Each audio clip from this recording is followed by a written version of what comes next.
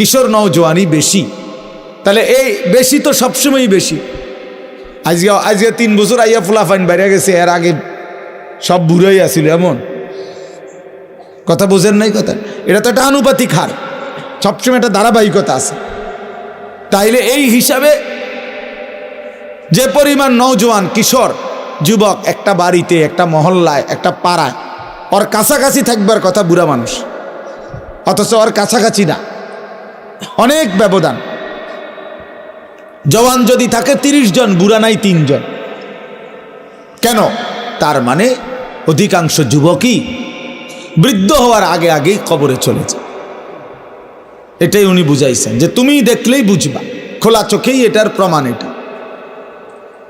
এই জন্য হযরত ওমর রাদিয়াল্লাহু তাআলা আনহু বলতেন, কুল্লা ইয়াউমিন ইউকালু মাতা ফুলান মাতা ফুলান ওয়ালা বুদ্দা মিন ইয়াউমিন ইউকালু মাতা ওমর। হযরত ওমর রাদিয়াল্লাহু তাআলা আনহু বলতেন যে প্রতিদিন ঘোষণা হয় আজ অমুকের মৃত্যু হলো, আজ অমুকের মৃত্যু হলো।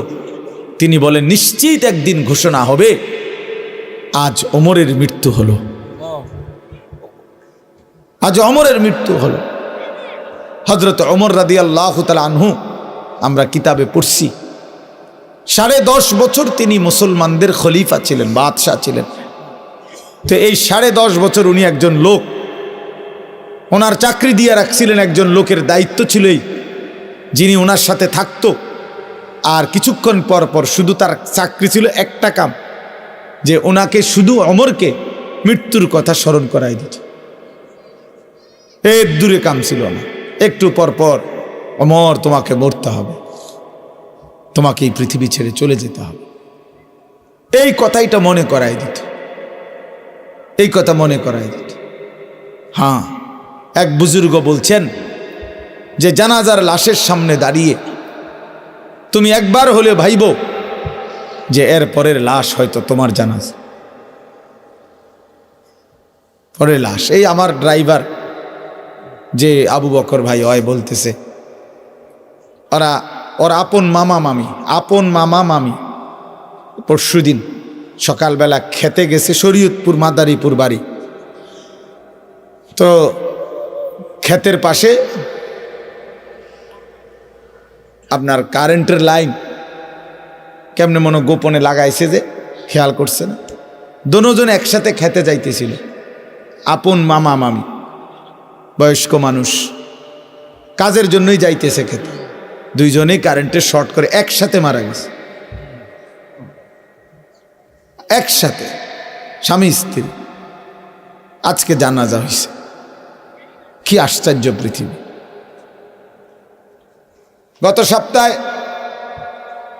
ও সহ আমরা যশোর যাব, তার ওখানে থাকমু কোথায়, মানে রুম ঠিক হইছে।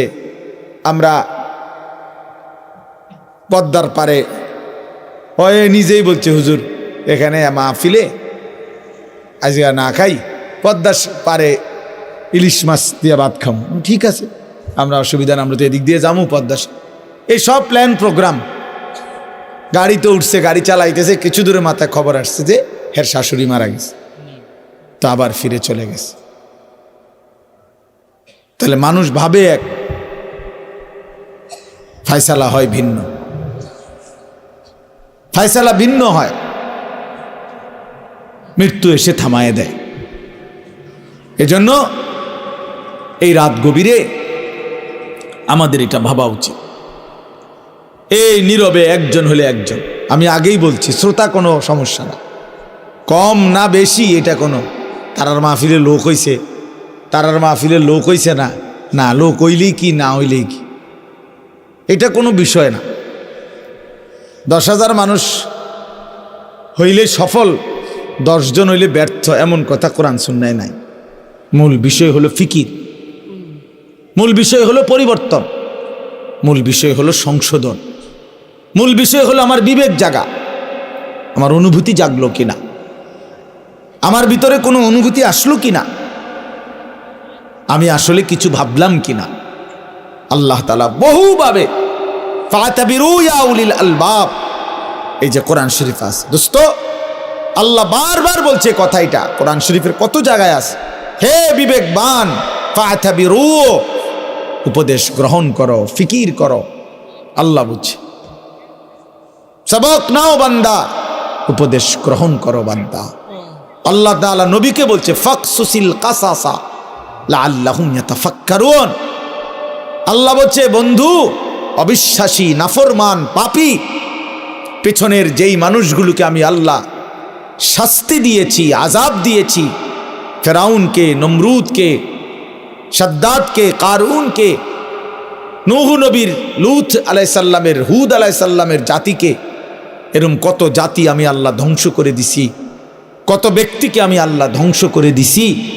এই গল্পগুলো, এই ঘটনাগুলো আপনি আমার বান্দাদেরকে শুনান, লাআল্লাহুম ইয়াতাফাক্কারুন, যেন তারা ফিকির করে, ভাবে যে হায় এ কাজ করেছে যারা, তাদের পরিণতি ছিল এই, আমারও পরিণতি হবে এটা।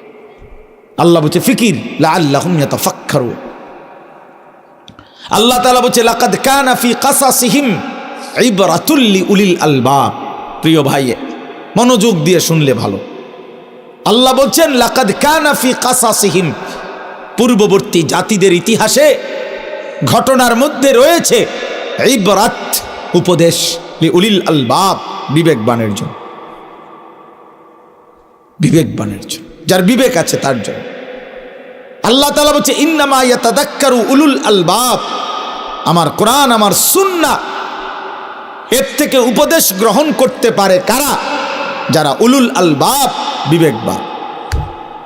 আর যে জীবন মনে করছে জীবন মানে ভাত মাছ চাল ডাল, পেশাব পায়খানা, ঘুম, যৌন চাহিদা পূরণ, লজ্জাস্থানের চাহিদা, শাহওয়াত, কামনা বাসনা, নারী ছবি, মদ জুয়া, জিনা ব্যভিচার, উলঙ্গ দৃশ্য, সুদ ঘুষ, বাটপারি সিটারি, 2 নম্বরই, এতটুকুই জিন্দিগি যে মনে করছে জীবন মানে এরই নাম, তো খোদার কসম সে বিবেকবান না, সে ইনসান না।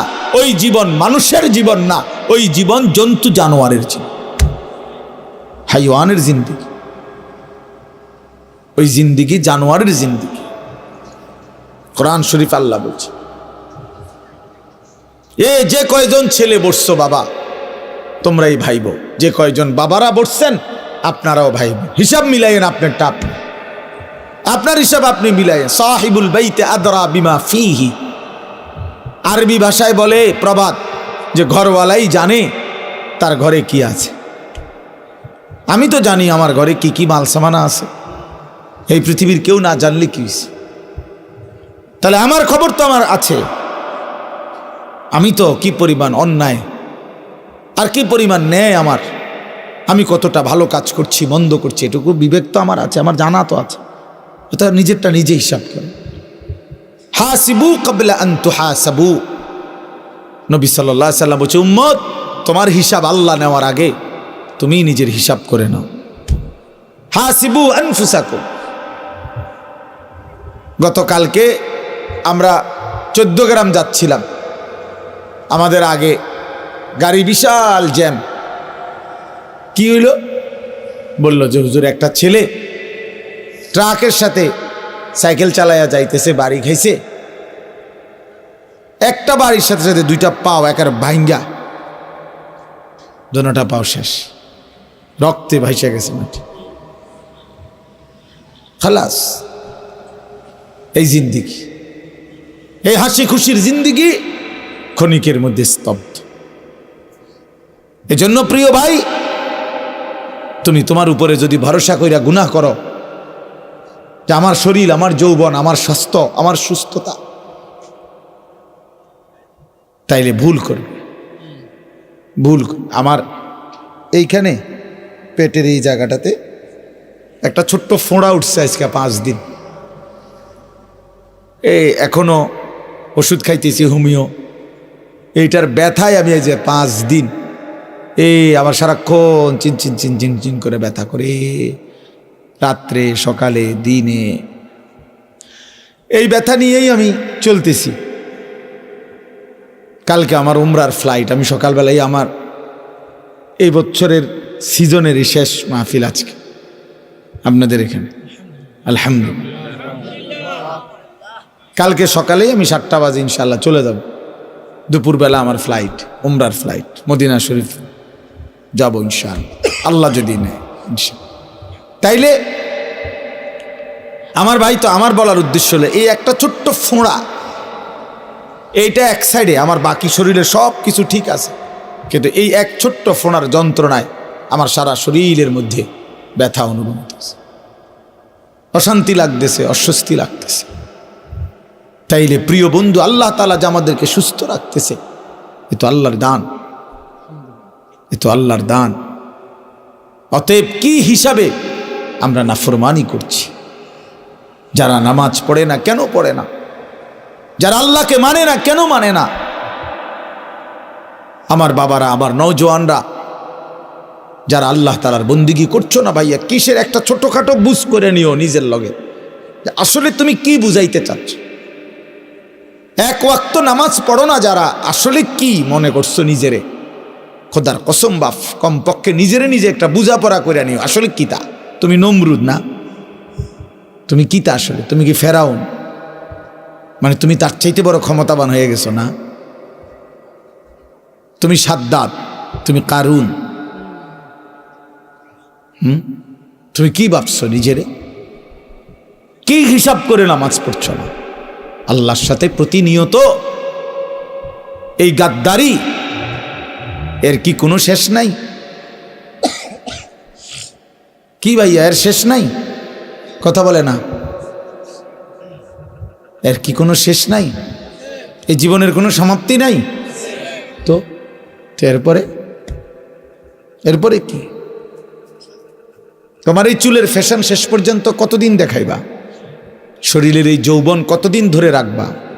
অহংকারী কতদিন করবা ভাইয়া? কতদিন? এই জন্য এক বুজুর্গ বলছেন যে, হে যুবক, অন্ধকারে গুনাহ করো না, কারণ জানো অন্ধকার যিনি সৃষ্টি করেছেন তিনি তো তোমাকে দেখছেন। হুয়াল্লাযী খালাকায যালামা ইয়ারানি, তিনি বলেন মনে রেখো, যিনি অন্ধকারকে সৃষ্টি করেছেন তিনি তো আমাকে দেখছেন। তুমি না মনে করছো কেউ দেখে না, কিন্তু অন্ধকারকে যিনি সৃষ্টি করেছেন তিনি তো আল্লাহ, তিনি তো দেখছেন। এজন্য ভাইয়া বাপ, এটা ফিকির করা চাই। আমরা একটা ফিকিরে বয়ান করি, কম কিংবা বেশি এগুলা নিয়ে কোনো টেনশন নেই। ফিকির যে পরিবর্তন চাই। ইন উরিদু ইল্লাল ইসলাহ মাস্তাতাতু, সাধ্যের সবটুকু দিয়ে আল্লাহর বান্দাদের পরিবর্তন, ইসলাহ, সংশোধন। এজন্য আজকে আমি অনুরোধ করলাম, আমরা দিল থেকে দোয়া করব, আল্লাহ যদি নেয়, আল্লাহ যদি হায়াতে বাঁচায়, হয়তো মালিক যদি তৌফিক দেয়, তা আগামীকাল আমি মদিনা শরীফ থাকবো ইনশাআল্লাহ, আল্লাহ নিলে। হ্যাঁ, এই জিন্দিগির বহুতই বড় আল্লাহ তাআলার ফজল ও করম, যাকে আল্লাহ তৌফিক দেয়। যেই চোখ কালো গিলাফ দেখছে, যেই চোখ মদিনার সবুজ গম্বুজ দেখছে, সে ভাগ্যবান। कहाँ ये मेरी किस्मत के तवाफ तेरे घर का, मैं जागता हो या रब या ख्वाब देखता हो। এক বুজুর্গ বলছেন যে আল্লাহর ঘরের সামনে, কাবা ঘরের সামনে দাঁড়িয়ে উনি বলছিলেন, হায় মাওলা, কি অসাধারণ কিসমত আমার, আমি আপনার ঘরের সামনে দাঁড়িয়ে। এরপরে বলতেছিলেন যে আয় মাওলা, আমি বুঝতেছি না আমি কি স্বপ্ন দেখতেছি নাকি জেগে আছি। মাই জাগতা হো ইয়া রব ইয়া খ্বাব দেখতা হো, আমি কি জেগে আছি রব নাকি স্বপ্ন দেখছি। এজন্য ভাইয়া, জিন্দিগির সবচেয়ে বড় মজাদার বিষয় হলো আল্লাহর গোলামি করা, আল্লাহকে ডাকার মধ্যেই তৃপ্তি। মানুষ সুখ চায়, মানুষ আনন্দ চায়, মানুষ তৃপ্তি চায়, মানুষ স্বস্তি চায়। খোদার কসম, আল্লাহকে ডাকার মধ্যে, নামাজের সেজদার মধ্যে, রোজার মধ্যে, গুনাহ ছেড়ে দেওয়ার মধ্যে তৃপ্তি আছে, সুখ আছে, আনন্দ আছে, স্বস্তি আছে। নাফরমানির মধ্যে সুখ নেই। কোনো চোর ডাকাত, কোনো সুদখোর ঘুষখোর, কোনো মদখোর নেশাখোর সুখে নাই। হয় পুলিশ দৌড়ায়, নইলে মানুষে দৌড়ায়, নয়তো মানুষে লানত দেয়, অভিশাপ দেয়, তার উপরে খোদার গজব পড়ুক, তার উপরে আল্লাহর লানত পড়ুক। তে সমাজটা জ্বালাইয়া খাইতে আছে, মানুষের কষ্ট দিতেছে, মানুষের স্ত্রী কন্যা তার দ্বারা নিরাপত্তাহীনতায় ভুগতেছে। এই হারামখোর নেশাখোর সমাজটা নষ্ট করে দিতেছে। এই সুদখোর হারামখোর মানুষের টাকা রাক্ষসের মতো চুষে খাইতেছে। এরকম কোন লানত ছাড়া, অভিশাপ ছাড়া আর কিছুই জোটে না, আর কিছুই জোটে না, আর কিছু জোটে না। এই জন্য আমরা ফিকির করা উচিত। ইয়া আইয়ুহাল্লাযীনা আমানুত্তাকুল্লাহ ওয়াল তানজুর নাফসুম মা কদ্দামাত লিগাদ ওয়াত্তাকুল্লাহ ইন্নাল্লাহা খাবীরুম বিমা তা'মালুন। রব্বুল আলামিন বলেন, হে ঈমানদার মুমিন, আল্লাহকেই ভয় করো। তুমি না মুমিন, তুমি তো কালেমাওয়ালা বান্দা, তুমি হিন্দু না, বৌদ্ধ না, তুমি তো বান্দা ইহুদি না, খ্রিস্টান না, কাফের না, মুশরিক না, তুমি তো মুসলমান। তুমি কেন আমাকে ভয় করবা না? আমি যদি বলি আমার সন্তানকে যে বাপ তুই তো আমার ছেলে, বাপ তুই কেমনে আমারে বাপ ডাকবি না? তুই সন্তান যদি আমারে বাপ না ডাকো বাপ, তাইলে আমার জীবনের আর পাইলাম কি? আমার জীবনের আর দেখলাম কি? এজন্য রব্বুল আলামিন বলেন, বান্দা তুমি তো স্বীকার করেছো লা ইলাহা ইল্লাল্লাহ মুহাম্মাদুর রাসূলুল্লাহ। তুমি তো বললা তুমি মুসলমান, তুমি তো বললা তুমি মুমিন, তুমি তো বললা তুমি ঈমানদার, তাইলে তুমি কেন সেজদা করবা না? আমি যদি ঈমানদার থেকেই সেজদা না পাইলাম, তবে আমি আল্লাহ সেজদাটা পাবো কার কাছে? আমার মুমিন বান্দা যদি আমি আল্লাহকে ভয় না করে, আমার গোলামি না করে, তো বান্দা বলো না আমাকে ভয় কে করবে? কার জন্য আমি কোরআন নাজিল করলাম? কার জন্য আমি শ্রেষ্ঠ বন্ধুকে পাঠাইলাম? কোরআনুল কারীমে আল্লাহ বলেন, লাকাদ মান্নাল্লাহু আলাল মুমিনিনা ইয বাসা ফীহিম রাসূলাম মিন আনফুসিহিম।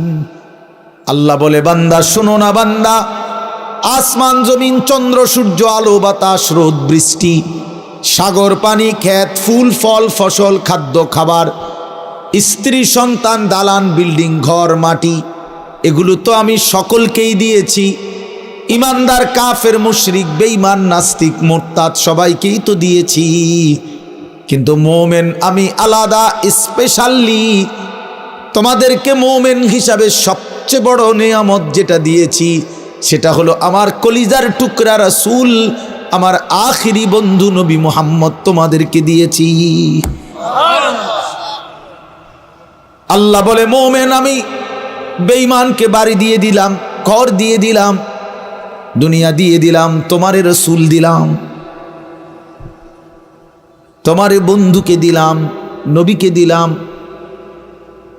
এই জন্য বাপ এটা হিসাব মিলানো উচিত, কদর করা চাই, কদর করা। আল্লাহ তাআলা আমাদেরকে সব কিছুই শ্রেষ্ঠ দিয়েছেন, আল্লাহ নিজেই শ্রেষ্ঠ। আমাদের নবী মুহাম্মদ সাল্লাল্লাহু আলাইহি সাল্লাম তিনিই সর্বশ্রেষ্ঠ, এবং আমাদের কিতাব কোরআন এটাও সর্বশ্রেষ্ঠ, আমাদের ধর্ম ইসলাম এটাও সর্বশ্রেষ্ঠ। আমার ধর্মের চাইতে দামি কোনো ধর্ম নাই, আমার কিতাবের চাইতে বড় কোনো কিতাব নাই, আমার রসুলের চাইতে বড় কোনো রসুল নাই, আমার আল্লাহ ছাড়া কোনো রবই নাই, বানানেওয়ালা নাই, পালনেওয়ালা নাই।